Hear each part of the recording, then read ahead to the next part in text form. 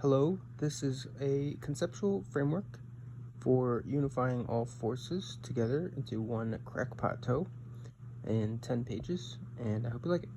So there are two types of entanglement systems in my theory. There is the exchange of entanglement and persistent entanglement. Okay, so for the exchange of entanglement, it's basically equivalent to quantum fluctuations. And it says locally in a region of space-time in one entanglement system that only one type of matter is entangled at one time.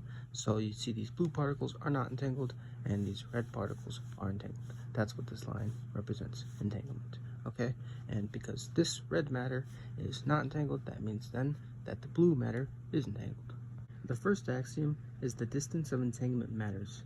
When the locality of these free-moving blue particles increases, the distance for these entangled red particles will also increase, and vice versa. When the locality of the free-moving red particles increases, the distance of the entangled blue particles also increases.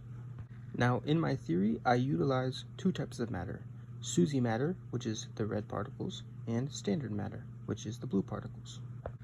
So one entanglement system requires two types of matter: SUSY matter and standard matter.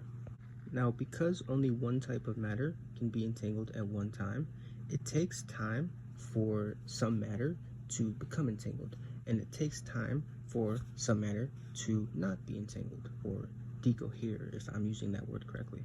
The maximum distance of this entanglement system is equal to the maximum time these free-moving particles are not entangled. So at this threshold, the standard particles become entangled.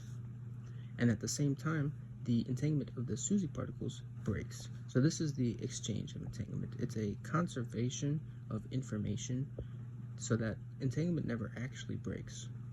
And later on in the future, what causes the decoherence of the standard entanglement is SUSY particles localizing, and the cycle will just continue. The third axiom is that the exchange of entanglement is mediated by wormholes, ER equals EPR.